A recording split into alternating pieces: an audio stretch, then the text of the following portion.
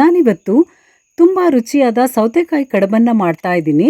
ಇದನ್ನು ತುಂಬ ಈಸಿಯಾಗಿ ಹೇಗೆ ಮಾಡೋದು ಅಂತ ನೋಡೋಣ. ನಮಸ್ಕಾರ ಎಲ್ರಿಗೂ. ಜಾಯ್ಸ್ ಆಫ್ ಮಲೆನಾಡು ಚಾನೆಲ್ಗೆ ತಮಗೆಲ್ರಿಗೂ ಸ್ವಾಗತ. ನಾನಿಲ್ಲಿ 1 ಬೌಲ್ನಷ್ಟು ರವೆ ತಗೊಂಡಿದ್ದೀನಿ. ಇದು ಚಿರೋಟಿ ರವೆ. ಇದರ ಬದಲಾಗಿ ಉಪ್ಪಿಟ್ಟಿಗೆ ಬಳಸುವಂಥ ರವೆ ಅಥವಾ ಅಕ್ಕಿ ರವೆ ಯಾವುದನ್ನು ಬೇಕಾದರೂ ತಗೋಬೋದು. ಇದನ್ನು ಈ ರೀತಿ ಒಂದು ಪಾತ್ರೆಗೆ ಹಾಕಿ 1 ಲೋಟ ನೀರು ಹಾಕಿ ಅದನ್ನು ಮಿಕ್ಸ್ ಮಾಡಿ ಒಂದು 5 ನಿಮಿಷ ಇದನ್ನು ಹಾಗೆ ಬಿಡಬೇಕು. ಇನ್ನು ನಾನು 2 ಸೌತೆಕಾಯಿನ ತಗೊಂಡಿದ್ದೀನಿ. ಇದು ತುಂಬ ಎಳೆದಿರೋದ್ರಿಂದ ಇದರ ಮೇಲಿನ ಸಿಪ್ಪೆ ಏನು ತೆಗೆಯೋದು ಬೇಡ. ಒಳಗಡೆ ತಿರುಳು ಕಹಿ ಇದೆಯಾ ಅಂತ ಒಂದ್ಸಲ ನೋಡ್ಕೋಬೇಕು.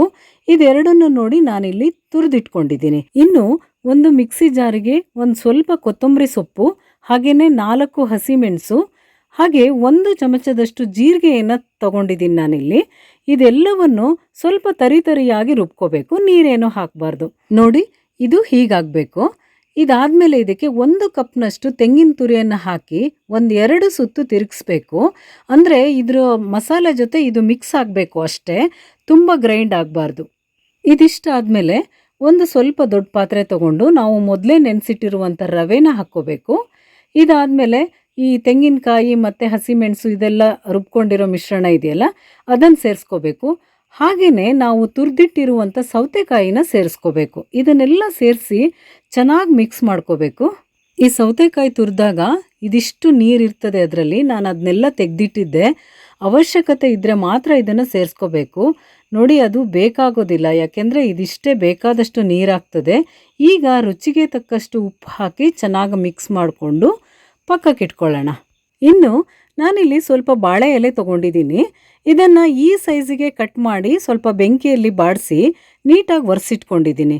ಇನ್ನು ಒಂದು ಪ್ಲೇಟ್ನಲ್ಲಿ ಈ ಎಲೆನ ಇಟ್ಕೊಂಡು ನಾವು ಮೊದಲೇ ಕಲಸಿಟ್ಟಿರುವಂಥ ಹಿಟ್ಟನ್ನು, ಒಂದು 2 ಸೌಟ್ನಷ್ಟು ಹಿಟ್ಟನ್ನು ಈ ರೀತಿ ಹಾಕಿ ಇದನ್ನು ರೋಲ್ ಮಾಡಿ ತೆಗೆದಿಟ್ಕೋಬೇಕು. ಇದೇ ರೀತಿ ಎಲ್ಲ ಹಿಟ್ಟನ್ನು ಎಷ್ಟು ಎಲೆಗೆ ಬರುತ್ತೋ ಅಷ್ಟರಲ್ಲಿ ಹಾಕಿ ರೋಲ್ ಮಾಡಿ ಮೊದಲು ತೆಗೆದಿಟ್ಕೋಬೇಕು. ಈ ರೀತಿ ಫೋಲ್ಡ್ ಮಾಡುವಾಗ ಬಾಳೆ ಎಲೆ ಹರಿದು ಹೋಗಬಾರ್ದು ಅನ್ನೋ ಕಾರಣಕ್ಕೆ ಸ್ವಲ್ಪ ಇದನ್ನು ಬಾಡಿಸ್ಕೋಬೇಕು. ಈಗ ನಾನಿಲ್ಲಿ ಎಲ್ಲ ಎಲೆಗಳನ್ನು ಹಿಟ್ಟು ಹಾಕಿ ಫೋಲ್ಡ್ ಮಾಡಿ ಇಟ್ಕೊಂಡಿದ್ದೀನಿ. ಸ್ಟವ್ ಹಚ್ಚಿ ಒಂದು ಪಾತ್ರೆ ಇಟ್ಟು ಕೆಳಗಡೆ ನೀರು ಹಾಕಿದ್ದೀನಿ, ಮೇಲೆ ಪ್ಲೇಟ್ ಇಟ್ಟು ಈ ಎಲ್ಲ ಎಲೆಗಳನ್ನು ಇದರಲ್ಲಿ ಇಟ್ಟು ಇದನ್ನು ಕ್ಲೋಸ್ ಮಾಡಿ ಒಂದು 15 ನಿಮಿಷದಷ್ಟು ಇದನ್ನು ಬೇಯಿಸ್ಕೋಬೇಕು. ಇದೀಗ ಚೆನ್ನಾಗಿ ಬೆಂದಿದೆ. ಇದನ್ನು ಸ್ವಲ್ಪ ತಣ್ಣಗಾಗೋಕೆ ಬಿಟ್ಟು ಇದನ್ನೆಲ್ಲ ಬಾಳೆ ಎಲೆಯಿಂದ ತೆಗೆದು ನಾನು ಒಂದು ಪ್ಲೇಟ್ನಲ್ಲಿ ಇಟ್ಕೊಳ್ತೀನಿ.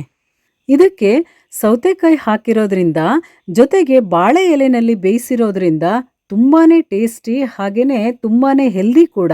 ಇದೊಂದು ಟ್ರೆಡಿಷನಲ್ ರೆಸಿಪಿ ಕೂಡ ಆಗಿದೆ. ಇದನ್ನು ಚಟ್ನಿ, ಸಾಂಬಾರ್, ತುಪ್ಪ ಯಾವುದ್ರ ಜೊತೆ ಬೇಕಿದ್ರೂ ತಿನ್ಬೋದು.